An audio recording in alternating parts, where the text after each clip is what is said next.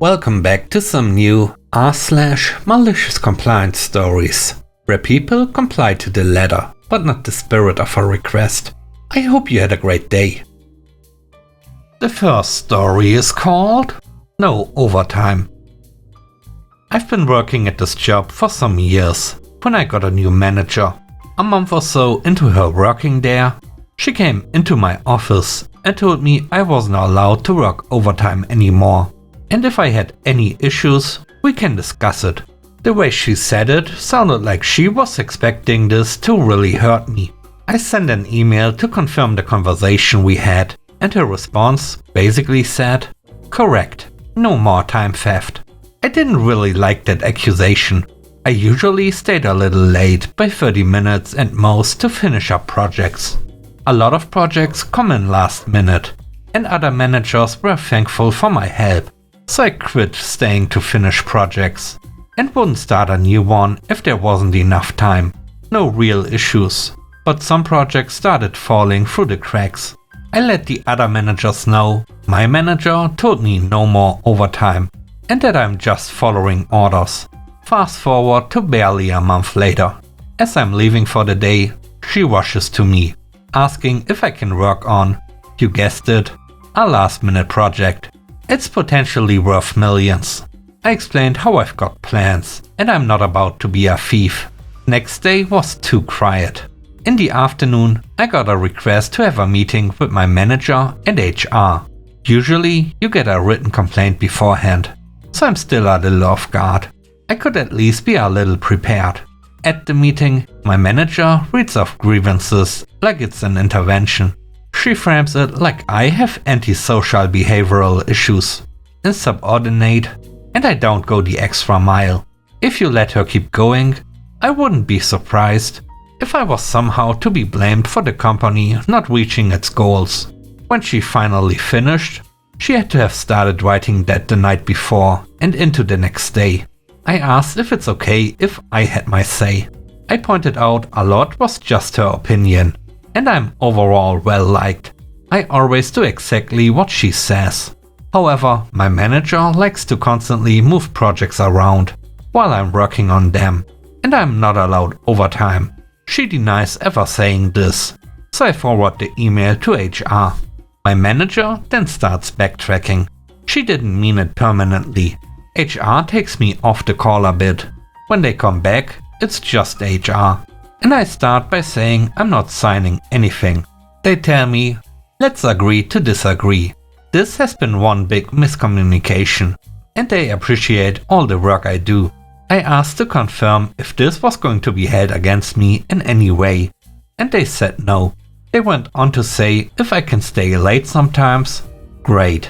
But it's also okay that I leave after my 8 hours. My manager later quit in less than a year.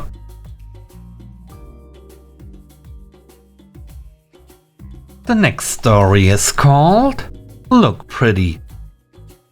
My friend worked at a jewelry store, and the attire was a business suit. She loves her job because she is surrounded every day by precious metals and stones. She's a nerd for Victorian fashion. The only thing she hates in that job was the manager, Susie. Susie has an attitude similar to the fairy godmother from Shrek, very kind in front of customers, but would then bare her teeth when they left.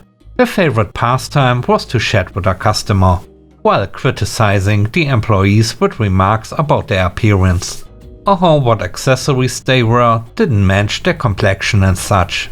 And she seems to have a grudge from my friend, probably because she engages with the customer with minor trivia, like, did you know jade has a hidden meaning? And such. And it made a lot of people return to the store. One day, Susie came in, extremely mad, and started off on my friend about how she looks. She dresses as plainly as possible, because she geeks out when it comes to anything fashion related to the 14th century, and that she has to look like what the customer wants to look like. I imagined that a light bulb went off on her head, and blood rushed to her face, as she thought about things she could wear and whatnot. So for the entire week, which crosses Valentine's Day, she dressed up in gowns and dresses matched with accessories. that made her look like a Barbie princess. The entire time there were people coming up to her about the dress, the accessories, and the theme, to which she explained with delight. Susie was steaming the entire time. She tried to get her fired, but the owner was present because of the upcoming holiday and was happy with the increase in sales. I managed to sneak by and saw her in a white dress that screamed Frozen, if it had an Eastern vibe to it, and Susie glaring from the back. I heard she left after the week was over without notice, and someone else was promoted. My friend wasn't too bothered, because the current manager had seniority and was pretty chill, so she's happy. The last story is called Retirement Account. Around 2008, I was working in a call center for retirement accounts, such as 401ks or 403bs. For any non-Americans, these are plans from your employer where you can contribute a portion of your salary, and usually they will also contribute something as well to save for retirement. This is probably the biggest way that Americans save for the end. As the account holder, you can control over how the money is invested, usually from a small selection of different mutual funds. Also, about the call center. I had some experience. I knew what I was talking about and was able to speak with confidence in my voice. Therefore, I was on the escalated line. This is reserved for the people who want to talk to a manager. I was not a manager, but I and others like me got these calls. In some rare cases, we actually fixed the problem, but more often than not, just told the customer the same thing they had just heard from the first rep, only with that level of confidence. Then they hung up as a happy customer. We also had the ability to review previous calls to the center. One day, in April of 2009, an irate client was transferred to me. He had just gotten his quarterly financial statement, showing that he was invested in several different funds that were affected by the stock market. His complaint was that he had called a month earlier to request that his stock market-based investments be moved to something more stable and less risky. At that time, the news was all doom and gloom, leading people to make majorly ill-informed financial decisions. This didn't happen. As I reviewed the transaction history on his account, I confirmed that whoever he had spoken to previously had only redirected new contributions into stable funds, but had made no change to any existing balance.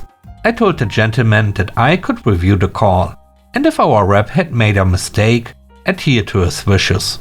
I then tried to say something else, but was quickly cut off. Yes, review that call. I want my money out of the market. I tried to say something like, okay, but sir, only to be cut off again. This was not a man with a small account balance. At the time it was 500k plus, meaning that at the beginning of the crisis, he probably had around 1 mil in his account.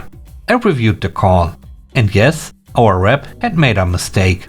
I ran through the process to retroactively conduct his requested transactions. The rep got a negative mark on his record for making a mistake, but the customer really got the short end. For those that don't know, the low point in the market was in early March of that year. Many stocks and markets rebounded enormously and very quickly. What I wanted to tell the guy was something like, Fund A is up 28% since the day you made that call. Fund B is up 32%, and so on. But as he didn't give me the chance to tell him to think about his request, as my company had to backdate his transactions, he instantly lost about 150k in his account and missed out on the boom. Of course, he called later to complain, but even after our mistake, we had done exactly as he had asked. I hope he is enjoying his retirement.